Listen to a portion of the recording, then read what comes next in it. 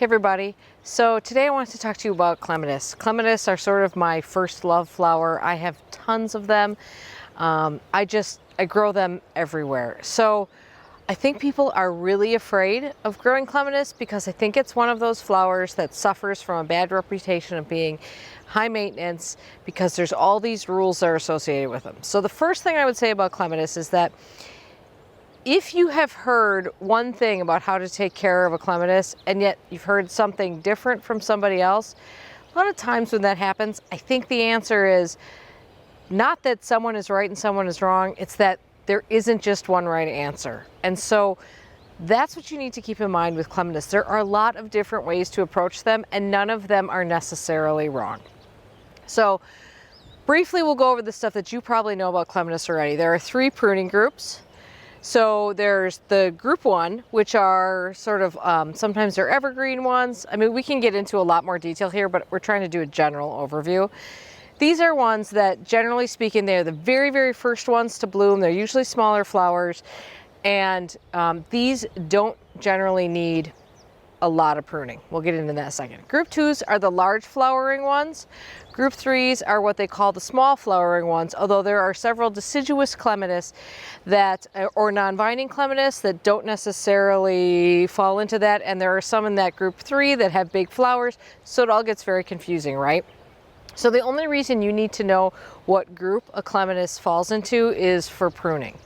And the good news is that it's not that important. So it is a little important with that group 1 type of clematis because those are the ones that you really don't want to prune. They have got their buds on them and they're sort of an old wood kind of thing. Now you are going to have to prune those to A, control them because they will get a little wild and out of control, and B, just to sort of rejuvenate, prune them. So when you want to do that is right after they flower. I only have one of those in my garden and they're not particularly common. Now group 2s are these big flowering ones, and that's where all the pruning confusion gets into, and we'll talk through that as we prune one. And then the group 3s, you essentially cut those back. Now, what do you do if you don't know what pruning group you have? Well, first of all, you're not expected to remember all this. I mean, when I was really good about making plant labels, I would make a plant label for a clematis and I would put the group right on the label so I would never forget.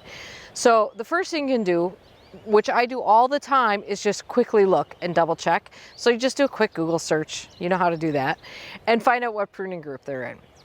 If you don't know what kind of clematis you have, just watch it for a year. Nothing bad's gonna happen if you just watch it for a year and don't prune it. It might bloom very high up, but you'll get an idea and then you can hopefully identify it, or you can just get a feel for its habit.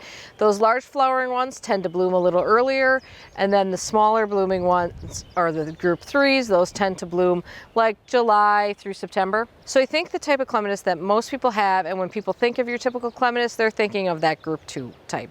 And those are the sort of the in-between ones in terms of pruning. Or at least that's what you've been told. So for years, I pruned those, and I'm going to show you how I've been doing it for years. Because right behind me, I've got a Erin and I clematis, white flowering. It is one of the few group 2s that I actually have left in my garden. I have gotten rid of many of them actually, or just don't grow them anymore after they die.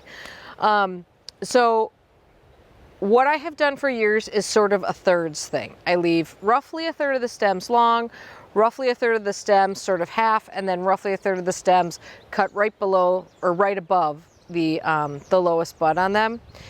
It turns out you don't really have to. There is this great book called Clematis, and it's a guidebook. It was put out by Kew Gardens, and I will put a link to it for you so you can check it out. And it really gives a lot of great information, and they actually dispense with this whole notion of this theory of pruning in thirds.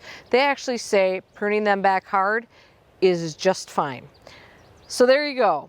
2 ways to do things. Neither one of them is right. I am going to show you this third route with the Erin and I behind me, and we'll start there. Okay, so these big thick stems coming out of the ground here, this is Erin and I coming out, and you can kind of, now I've got multiple clematis growing up this trellis, which complicates it, but you can see they come up here and then they end here.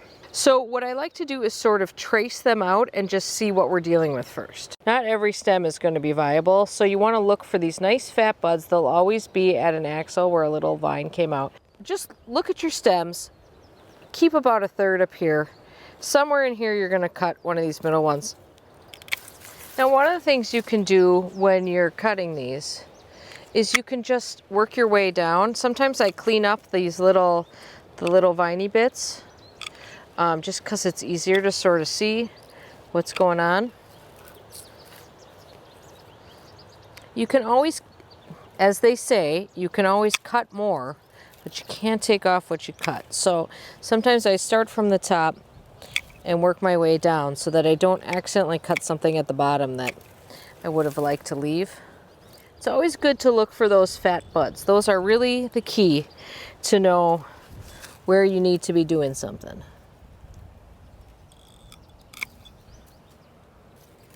Okay, this one doesn't have that many stems, so it doesn't take that long to prune. Okay, so you can see on this one, I've cut, this is the lowest one that had the rabbit damage. There's a little set of buds, so it's 2 sets of buds up.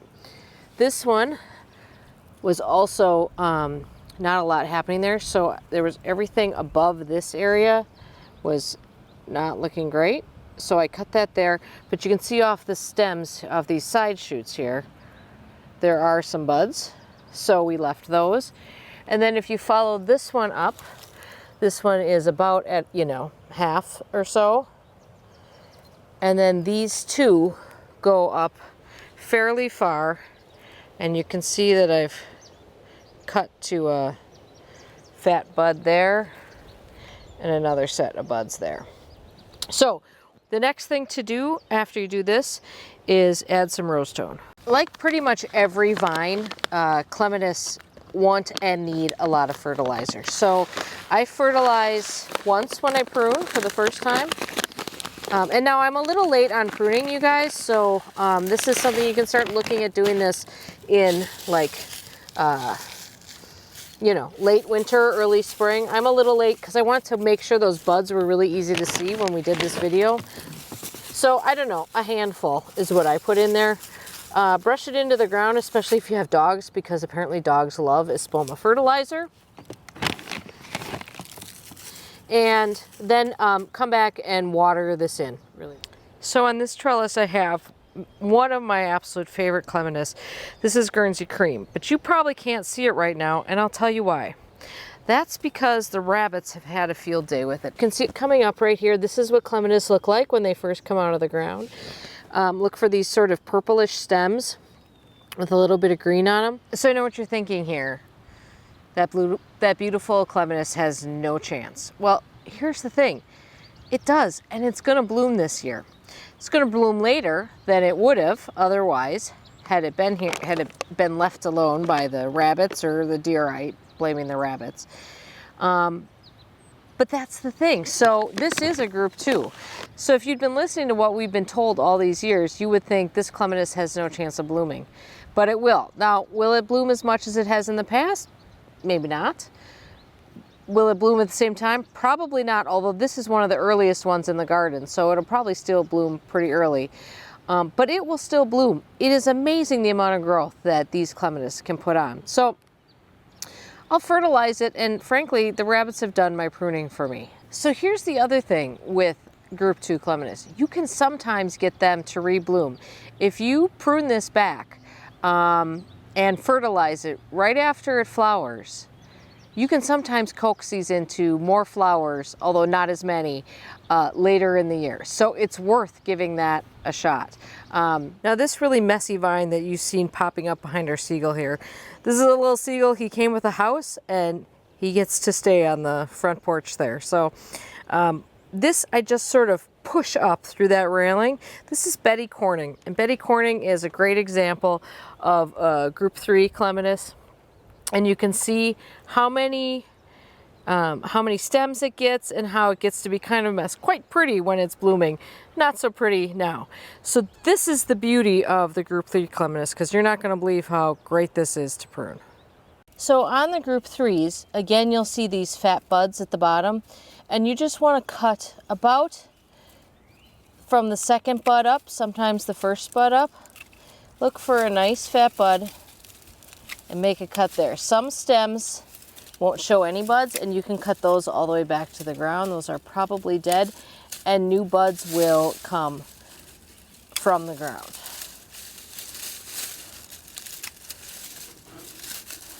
Now you can do a bit of a whack here too and just kind of aim for the middle, but sometimes it's kind of nice to make sure that you're going to have nice buds. You can also, if you want to just take the bulk of it off, you can cut the top all the way off and then come back and sort of fine tune your cuts. Key here is, don't worry too much about this. You can see that this is put in, that it's managing most of this just fine. And it's not going to be upset if you don't do it perfectly, because it's plenty healthy plant. Okay, so I think that's the basics of pruning. What I want you to just take away from this is that you're not going to do anything bad. Now, there are a couple other things you can do. You can really get creative with pruning. So for instance, on some of my group 3s, I actually don't prune them.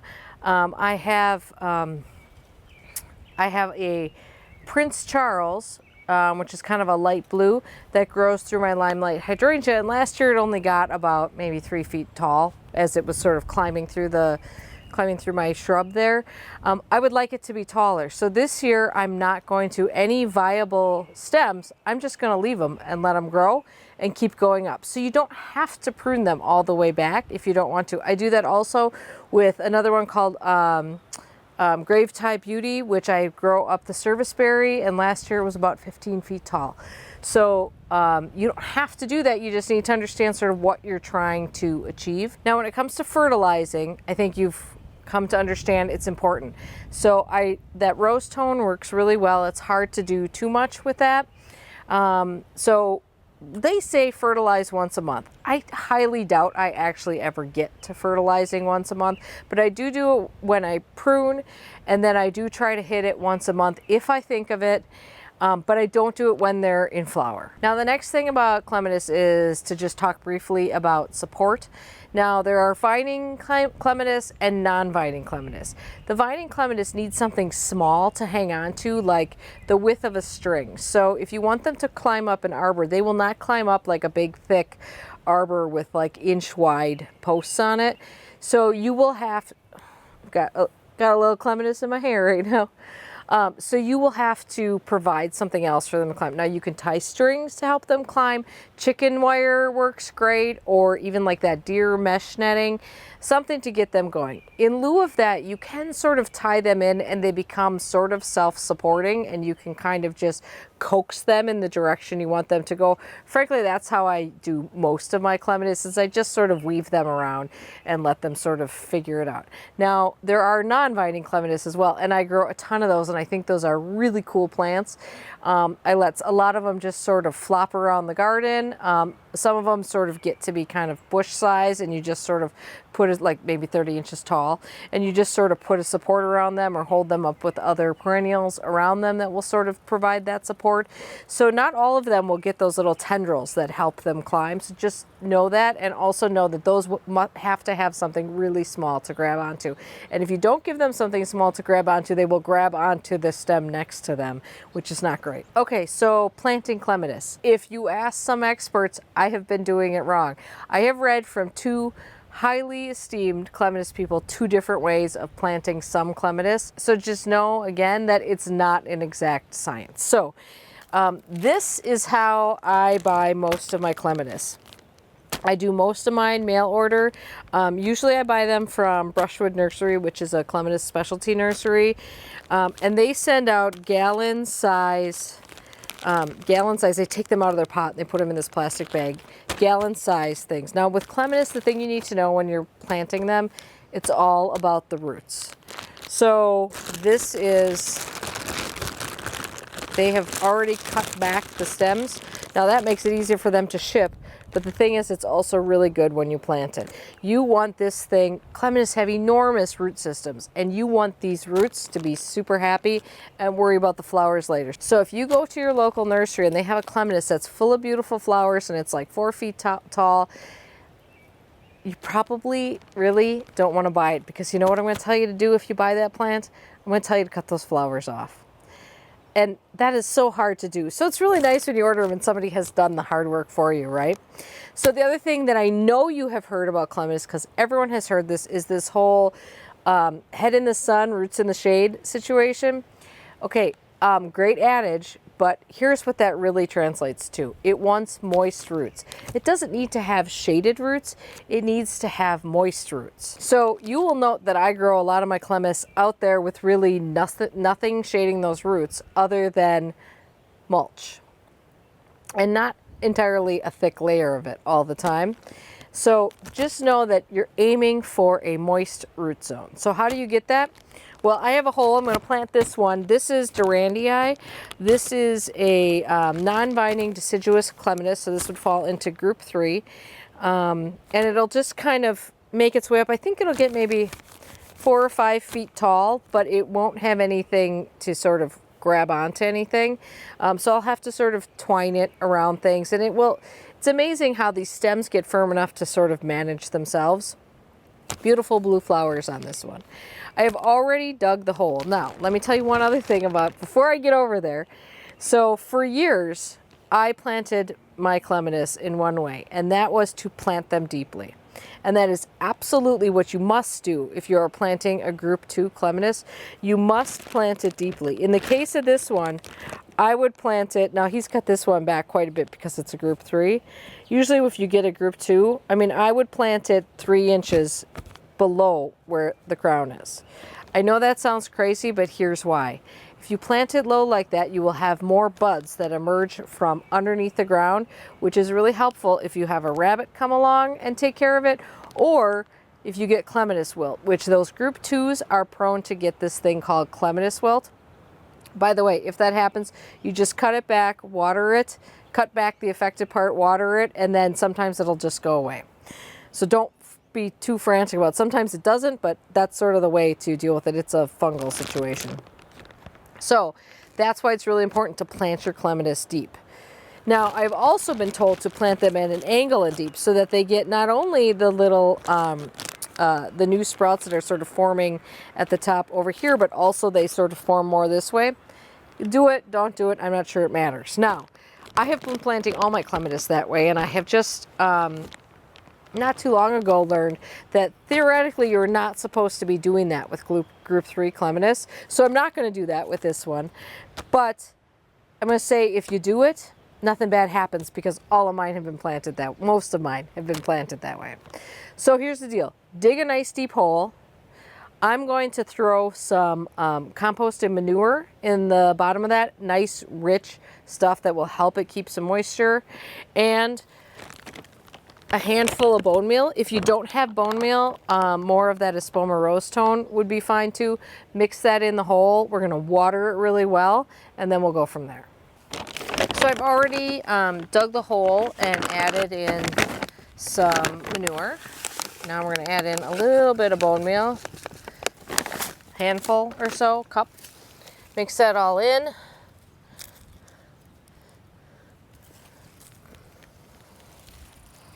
And then the clematis goes in. Clematis are known for having this kind of crazy looking yellow root system. So these are you can see the roots on this, these bright yellow roots. That's how you can often tell something's a clematis. Now I'm going to actually try to line this up with the soil. And then I'm just going to backfill a little bit, and then I'm going to get in here and I'm actually going to get the hose in here before I finish backfilling, just to get this hole nice and moist. This method of filling the hole with water before you finish filling the top is actually really good for almost anything you're planting. It just makes sure that those roots are nice and moist, and it helps eliminate that settling that happens all at once. You'll still might have to deal with some of that, but I actually have another clematis growing right behind this, which is, I think, sugar sweet blue, maybe. All right. So that doesn't look like much, right? But give it another water.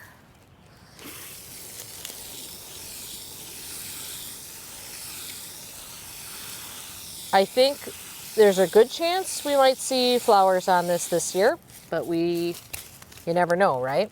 Okay, the next step now is to mulch this.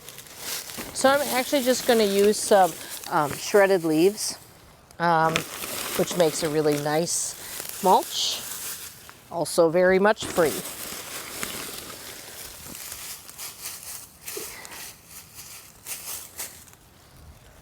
And these will break down and be wonderful on there. And always a good idea to put the tag in there, if only so you remember where it is in spring. So I know you were probably wondering when I planted this what I was going to grow this on. And this is, I think I got this from Gardener Supply. I don't know what it's called, but it's this sort of framework. Now, the goal is that hopefully this clematis fattens up and sort of fills this up. In the meantime, it'll be kind of pretty. And I have this other clematis that should kind of wrap its way around there. These are some tiny tough stuff hydrangeas, so it might sort of intermingle with that, all of which I'm okay with. One of my favorite ways to grow clematis actually is to grow them through shrubs and up trees, and just sort of in natural ways rather than having to provide a trellis for everything. So hopefully that gives you guys some confidence to try clematis. They're not as hard as anyone makes them out to be. They're great garden plants and you can tuck them in everywhere. Just ask me, I've got, I don't know, 30 or 40 of them. So thanks for watching. If you like this video, give it a thumbs up or subscribe and we will follow the progress of this clematis and every other clematis in this garden this year. Thanks.